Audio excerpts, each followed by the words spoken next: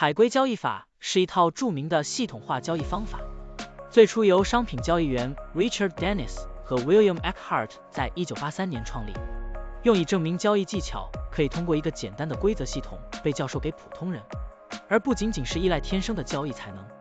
海龟交易系统并不限定于特定的商品或市场，它可以应用于股票、加密货币、期货和外汇等各种市场。现在，我们就设定一些参数，让 Stocktunning AI 帮我们生成程序，对 CleanSpark CLSK 进行回测计算。设定参数如下：头寸规模，使用每次加仓 20%。入市信号，当市场价格高于过去20日的最高价时，视为买入信号；反之，低于20天最低价时为卖出信号。加仓策略，每当价格移动到1/2的20日均幅指标 ATR 时加仓一次。运行时间从2023年1月1日到2024年5月10日。交易手续费设定为 0.10%。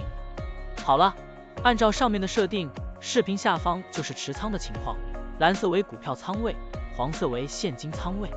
累计交易29次，期末持仓价值128854.39元，盈利 28.85%。相比持仓不动，多盈利负 645.77%。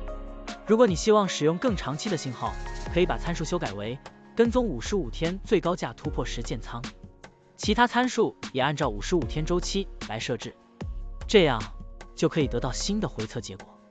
累计交易23次，期末持仓价值134174.53元，盈利 34.17%。相比持仓不动，多盈利负 640.45%。股票的波动特性不一样，盈利效果就不同，参数设定不同，盈利效果也会不同。怎样找到最优的组合呢？请评论区留言，让 Stocktunning AI 来帮助你。股票调优 AI， 利用 AI 技术赋能您的股票选择与操作。本站内容不构成对任何人的投资建议，您应当基于自己的独立判断做出决策。扫描二维码获取文字稿，欢迎点赞、评论、转发。